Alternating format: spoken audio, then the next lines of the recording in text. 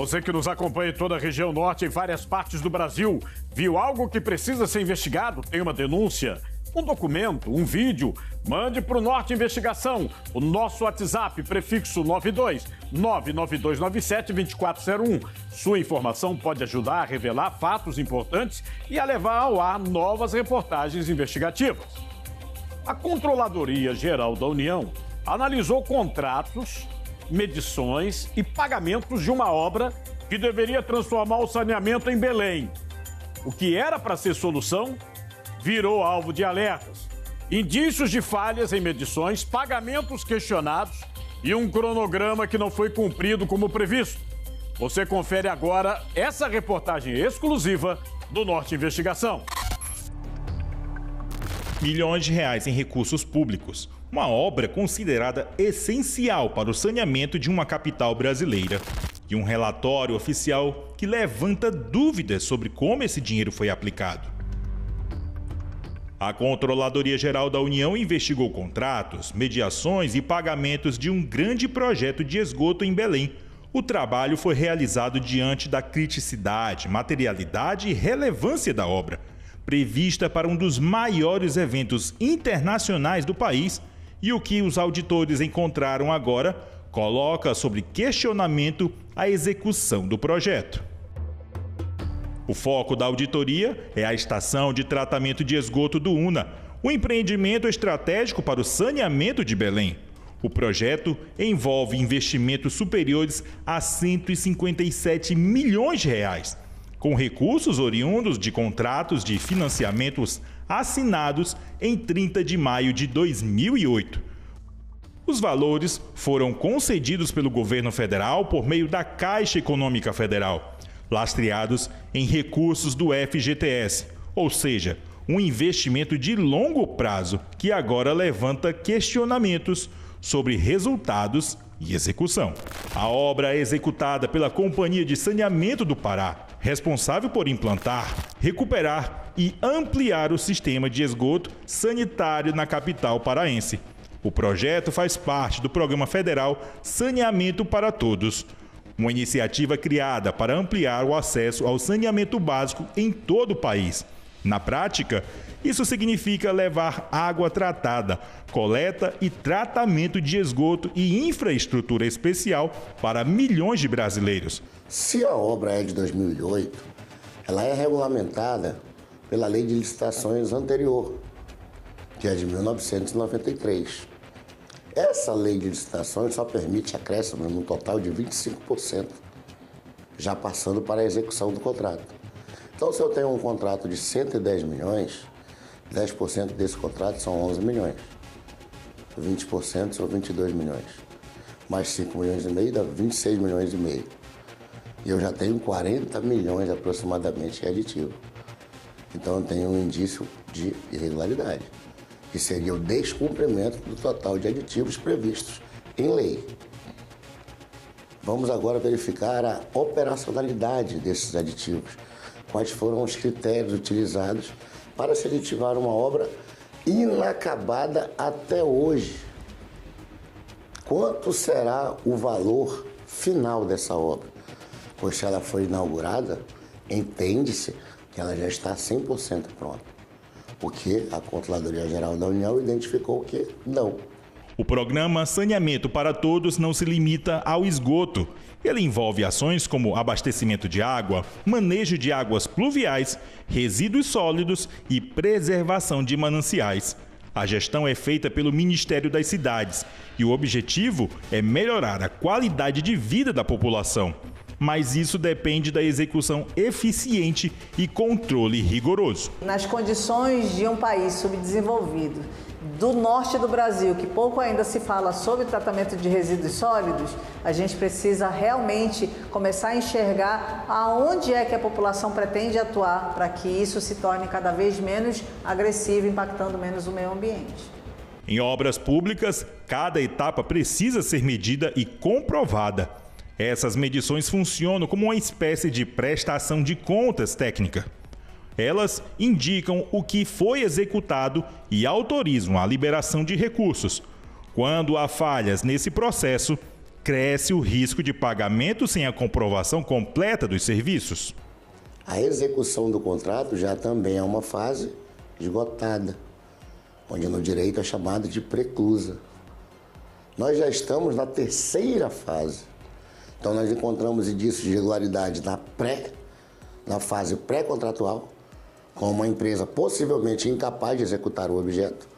Nós já encontramos indícios de irregularidades na fase contratual, que foi a ausência de fiscalização,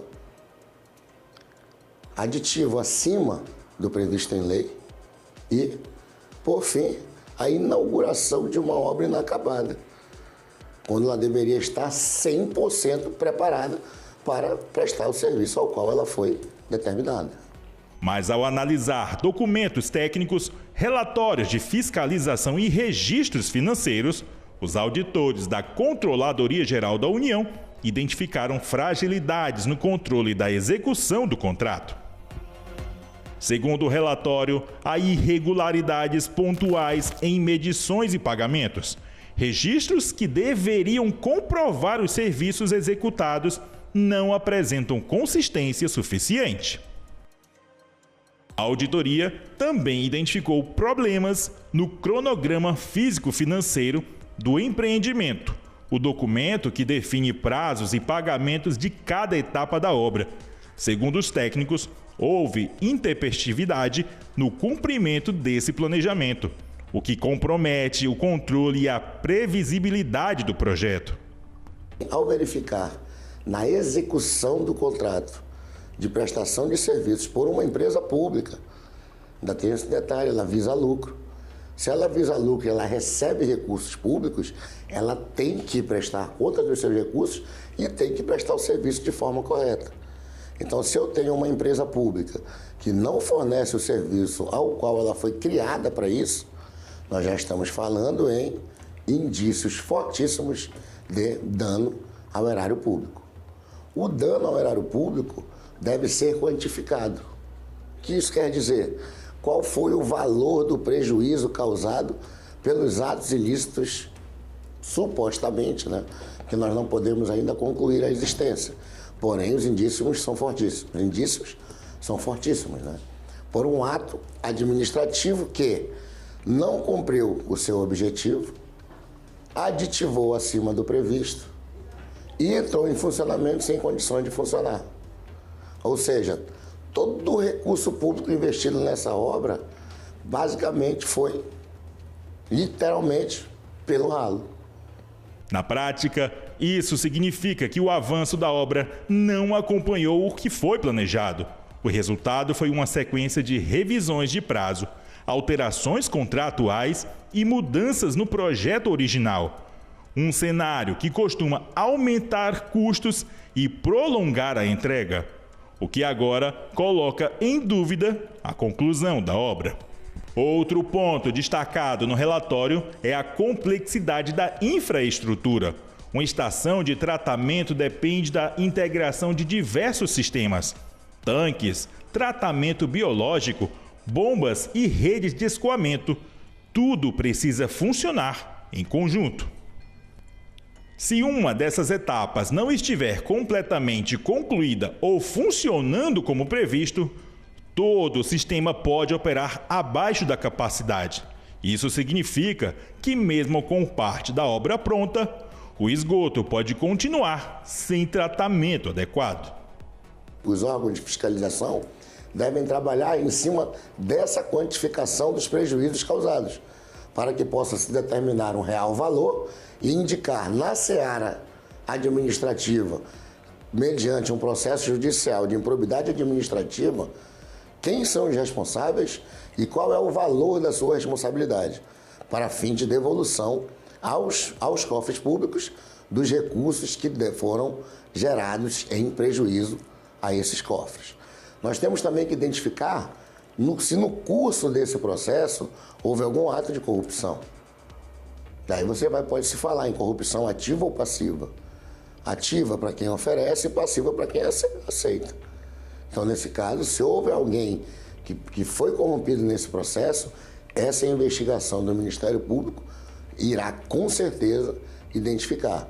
O relatório também aponta um risco claro: prejuízo aos cofres públicos. Em projetos desse porte, falhas de controle podem representar milhões perdidos e impactos diretos na saúde pública e no meio ambiente, principalmente em uma cidade que ainda enfrenta problemas históricos de saneamento. A obra foi prevista como uma das entregas para a COP30, um evento internacional que coloca Belém no centro das discussões sobre meio ambiente. Mas as incertezas sobre prazo, funcionamento e execução ainda permanecem e levantam questionamentos sobre a capacidade de entrega. A água vem suja, enferrujada, vem barrenta, gosto de barro. Não dá para todo mundo, dá só para o nosso uso, né? No caso de tomar um banho, fazer comida não dá. Tem que estar comprando água mineral. É ruim, tá ruim. A água, nessas condições que nós estamos vivendo, faltando água, tendo que esperar para lavar a louça, tendo que esperar para lavar roupa, entendeu? Aí se for beber essa água, tem que fazer um tratamento, né? Aí quem pode comprar a sua água, compra. E quem não pode comprar água, né? Vai ter que beber da torneira, não é verdade? Vai ter que ferver, né? A água, ou vai ter que fazer um tratamento, colocar algum remédio dentro, entendeu? Mas é assim mesmo, né? A gente que precisa, a gente necessita, a gente já não sabe aonde buscar mais socorro. Porque a gente está vivendo esse momento assim, dessa água. Entendeu? Não é só no nosso bairro, não. Eu digo, é toda Belém, toda Belém. Diante das irregularidades apontadas, os órgãos responsáveis podem ser chamados a prestar esclarecimentos. Enquanto isso, moradores de Belém continuam convivendo com falta de saneamento adequado. A estação da UNA foi planejada para ser parte da solução, mas o relatório mostra que existem desafios ainda maiores. Garantir que cada real investido em obras públicas sejam aplicados com transparência, resultados cheguem de fato à população.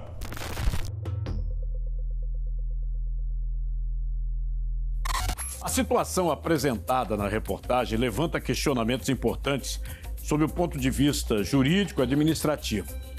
Em tese, o uso de recursos públicos em obras de grande porte deve seguir princípios constitucionais, como a legalidade, eficiência e transparência, previstos no artigo 37 da Constituição Federal. Quando relatórios técnicos indicam possíveis inconsistências em medições e pagamentos, pode haver, em hipótese, violação a normas da Lei de Licitações e Contratos Administrativos, especialmente no que se refere à comprovação da execução dos serviços antes da liberação dos recursos. Outro ponto que merece atenção é o cronograma físico-financeiro. Eventuais atrasos ou alterações não justificadas podem, em tese, configurar falhas de planejamento ou gestão e com possíveis reflexos na responsabilização de agentes públicos e empresas envolvidas. Do ponto de vista legal, caso haja confirmação de irregularidades, os órgãos de controle e fiscalização podem adotar medidas como abertura de processos administrativos, tomada de contas especial e até encaminhamento para responsabilização civil e, em alguns casos, criminal.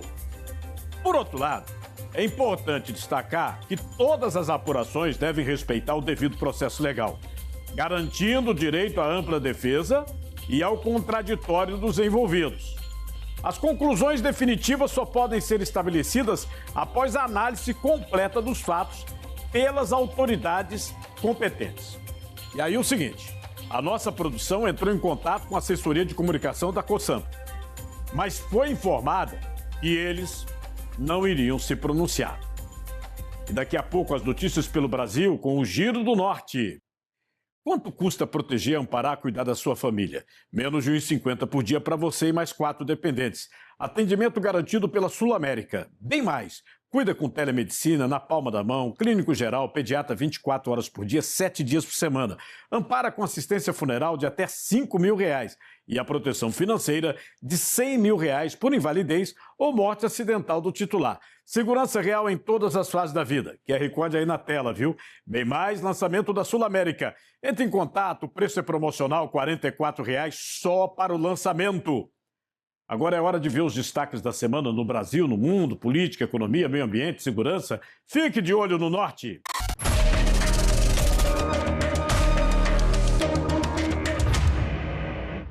Na Paraíba, uma nova lei passa a garantir mais proteção e dignidade para servidoras públicas estaduais que enfrentam situações de violência doméstica.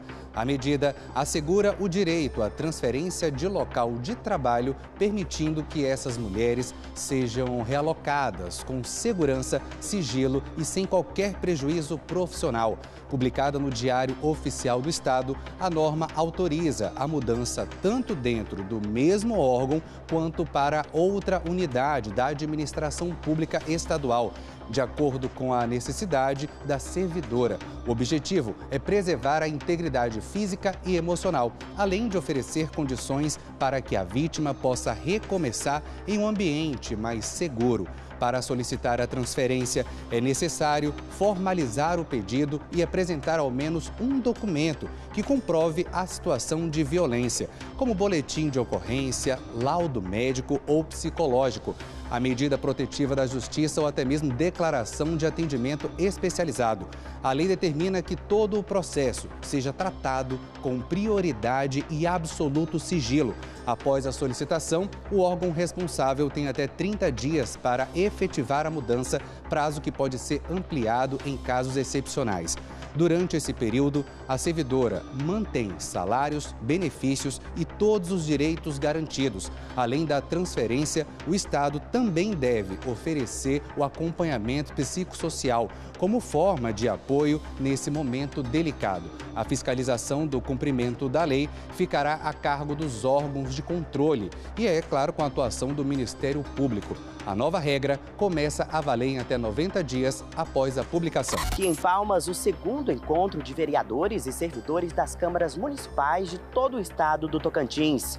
O evento é promovido pela ASCAM, Associação das Câmaras Municipais, e reúne parlamentares, servidores e autoridades de diversas esferas para discutir temas relacionados à atuação legislativa e à gestão pública. A programação inclui debates sobre a comunicação estratégica no mandato, planejamento e finanças públicas, sustentabilidade e o papel fiscalizador do parlamentar municipal.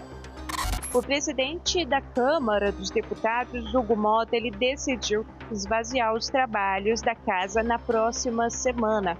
A medida ela acontece por causa da reta final da janela partidária, que se encerra no dia 3 de abril. Então, segundo Mota, a decisão ela atendeu aí um pedido das lideranças da Câmara. Com isso, não haverá sessões entre os dias 30 de março e 3 de abril. Em declaração, o presidente da casa afirmou que os líderes solicitaram a suspensão das sessões justamente por conta do prazo final para trocas de partido e também que a direção da Câmara vai atender à solicitação.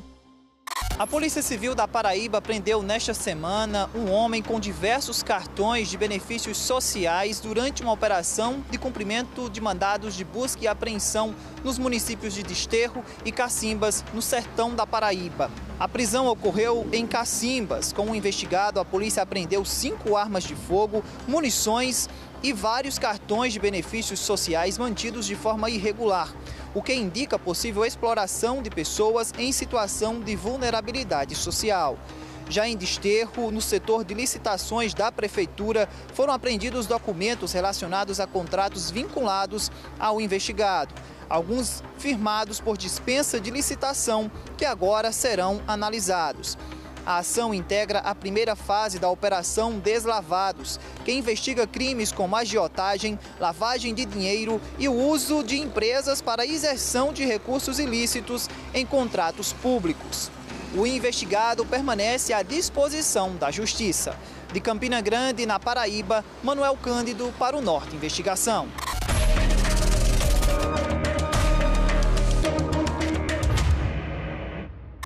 Olha, muito obrigado por sua audiência no Norte Investigação.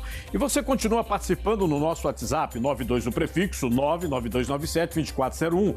Na próxima semana, nós voltamos com mais uma investigação exclusiva. Estamos também no site norte.com.br e em todas as redes sociais. Até a próxima.